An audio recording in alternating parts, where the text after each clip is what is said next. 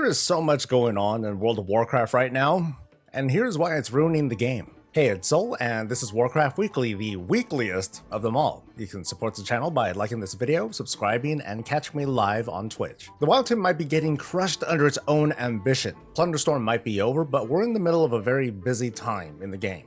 The final season of Dragonflight just began, the pre-patch of Cataclysm Classic dropped, Dragonflight's final patch is just a week away, followed by the Mist of Pandaria remix, and then we circle back to Cataclysm Classic's launch, and later the next phase of Season of Discovery. Now this is all very cool and everything, but I want to pose this question. In some ways, is the WoW team reaching its limit? Because what I've been noticing these past few weeks worth of releases is that there have been a lot of bugs. Season 4 updates were slow to take, with items not being updated. Important features like upgrades for legendaries weren't working right. There's lots of missing polish, and the same went for the Cataclysmic pre-patch. There were lots of these small problems. Of course, for what it's worth, they're being fixed, and there's a lot to be said that the WoW team has been responsive, but they've also been pretty reactive, because in the case of Dragonflight, this wasn't a patch dropping, it was the season starting, which I'm sure it probably entails a whole different kind of launch and test process, and the actual patch is coming next week. The remix is also going to be a global release on the 16th, so it's going to be all hands on deck all over the world. It's not hard to imagine that between managing multiple big releases all at once, there's going to be holes that are missed or, and you might like this less, some things that might be allowed to go live anyway, knowing that the damage that it does would be manageable. It's an unfortunate thing that you see in modern gaming, especially with online games that force you to download a big old day one patch that fixes bugs that were found between the printing of the physical copy of the game and its actual release. This is a little bit different, of course, but it's still very familiar where developers are forced to triage the most critical issues that make the patch at least shippable, and then they'll play catch up later with the small stuff. And it is important, again, that they are jumping on these bugs and problems straight away and making things right. So, credit where it's due. That's also a big part of retaining goodwill when circumstances don't really give them a choice other than to give up. All of this is highlighted by classic WoW devs more recently opening up jobs at the QA level, almost as if they want to build a whole dedicated team, which is both bad and good. It's kind of bad because it kind of tells that story that maybe their QA overall might be stretched thin, but it's also good. It's a sign that, yeah, WoW's getting bigger and it needs more help to smooth out releases. But what do you think? How have the past few weeks been affecting you? As we start putting the Dragon Isles behind us and diving into a big old hole, a new cinematic dropped the other day to start sliding us into the war within. I'm not going to do any big deep cinematic analysis, not here, but more like some quick facts and references that you might not be familiar with because you might have missed one or more expansion stories. A link to the cinematic itself is in the video description, and let's have at it scene by scene. It starts off with Ilaria Windrunner and probably you, the champion, about to meet up with Khadgar as he's finishing up a talk with Jaina Proudmoore. Now they're talking about this Radiant song, these voices that we first caught wind of in the War Within cinematic reveal. Another mention of the voices was referenced at the big party after the defeat of Varrock and the arrival at Belemeth, and apparently since then the voices have become more widespread. Khadgar and Ilaria go way back to the days of the Second War, aka Warcraft 2. Alongside Turalyon, they led the former Alliance forces against the Orcish Horde. They beat them back all the way to their homeworld of Outland, and then they took the fight to them, going as far as to destroy the portal and risk never returning home. Their conversation starts off with a bit of melancholy, as since those events, they kind of split off. Aurelia and Turalyon got shipped off into a 1,000-year-long interstellar war against the Burning Legion, where Turalyon became reborn as a Lightforged person and Ilaria became infused with the Void, which makes for a great love story, I know. To make it more complicated, they also had a son together who was left behind on Azeroth, and while they're all reunited, I wouldn't say that things are going all that great. Meanwhile, Khadgar had remained on Outland for years before the events of the Burning Crusade expansion, when it was revealed that, yeah, he and the Alliance expedition were still alive, and since then, he's been continuing to serve Azeroth as a very handsome mage. He's gotten older, but it's a little bit more complicated than that. Back when Khadgar was in his teens and the First War was going on, he got hit with a spell that made him age by kind of a lot.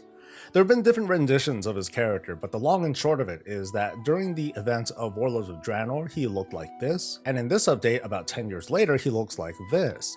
In the cinematic, it seems like the WoW team wants to depict him as kind of showing his age. His voice is a little bit rougher, his demeanor almost less confident as he stumbles from one awkward subject to the next with someone he considers a close friend. Meanwhile, Alleria, given her long-lived age, is as tactful as ever, regardless of her infection by the Void. One last thing to point out about Khadgar is that after the events of the Shadowlands expansion, he happened to visit the realm as a guest, and the result of that is unknown. Khadgar, like Gen Greymane, is one of the older humans from the Warcraft story, and there's going to be a time when we're going to have to sunset these characters for good. It seems unusual to be reminded of this when we've met so many characters who were like hundreds or thousands of years old, but today at least there's going to be a job to do, and it's to find this mysterious dark heart, and it looks like we'll be teaming up with my future ex-girlfriend to do just that. There are multiple little adventures going on between Alleria and Jaina and maybe Anduin and Thrall too, all trying to figure out this latest mystery as we players are trying to connect the dots that'll take us to Khaz-Algar and its depths. And this week we got to see the War Within's third launch zone, Hallowfall. This is the zone that I was excited to see the most, and it got us, I don't know, I think it's got a certain inspirational vibe that makes me think that when the team was first building zones, they started work on Hallowfall first because, I mean, just taking a look at it, it's really, really good. It helps that they introduce even more human architecture, some of it looking like the kind that's, you know, could easily be moved around and adjusted to our liking depending on the layout, with one especially large building with multiple levels and rooms which, oh, I don't know, if I wanted to customize and decorate it myself, it would be really cool, wouldn't it? The other big update in this build came in the form of finally engineering being testable, and they're taking an interesting approach to the profession this time around that I'm not quite sure what to make of yet, but here's the gist of it. Fellow engineers will be inventing, that is, they'll be making random stuff that's not unlike alchemy research, in the hopes of discovering recipes right away or making prototypes. These prototypes give us a chance to learn the recipe of that particular craft, or we can deconstruct it or other items to obtain these research notes. If you gather enough of these research notes, you get an item that lets us choose a recipe to automatically learn.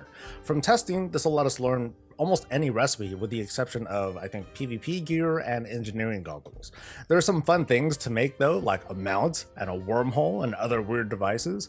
There's these cool special potions that can be crafted that can be used on other people in a small radius. So imagine like there's gonna be like, I don't know, oh my god, there's gonna be some big incoming damage. You can splash yourself and your team and then everyone's gonna get extra healing, meaning this is a new kind of utility in the player toolkit. There are useful items too, like jumper cables and mass res items that are now consumables, and again, hey, there's a cool mount, but you can probably expect the process of leveling your engineering to feel like almost every previous iteration of it, which is probably a gold sink, but hey, look at that Hallowfall again. Looks good, right? But here's the real news that you've been waiting for. Remember me talking about Transmog unlocks the other week and how class sets couldn't be learned unless you were playing as that class? Well, it looks like that's going to take a body blow, because in this week's developer notes, it looks like tier set tokens will be Warbound, as in tradable to alts, so you can unlock the set piece that you want from whatever tomb that you happen to be on. This applies to raids that are considered legacy content, meaning it'll be Shadowlands raids and earlier. There are a few questions that I have though, like, should we assume that it's safe to start saving up tier set tokens now, or should we wait just in case? What's also kind of left up in the air are the tier sets that are not attached to a particular token. For that, you know, we have to go back to the likes of Vanilla or the Burning Crusade or Legion raids. At this point, I think it should be a foregone conclusion that those will be tradable too, or Warbound as well. I mean, why allow one kind of tier set gear to be tradable but not the other, right? But whatever the case, I still intend to act on my super secret plan that I shared in another video, which is to just wait until up to about 30 days before the pre-expansion patch when these transmog changes, unlock whatever's going to go live, and then within those 30 days, farm up all the raids and dungeons that I can, and then leave the corpses alone. The Bind on Pickup loot is going to go straight to my mailbox, and that stuff shouldn't expire for 30 days. And then on patch day, I'm going to open up what could be like thousands of transmog. And this way I can save up on bag space, and I won't have to carefully manage what I have or sell copies, and basically I wouldn't have to do all that busy work. And for me, that sounds like a decent activity to slide into after I finish up all my farming in the Pandaria remix. But for now, that's the show, and we gotta give it up for our family over on Twitch. It's been growing, and I'd love to see a few more folks coming in regularly to hang out. I think this War Within hype stuff is gonna help out with that a lot. To our beloved patrons, I thank you for your continued service, and hey, we can't forget about you, viewer, for making it to the end. You fed the algorithm. Now all you gotta do is like the video, subscribe for more coverage, catch me live on Twitch, and I'll catch you later. Stay safe, stay healthy, and stay breezy.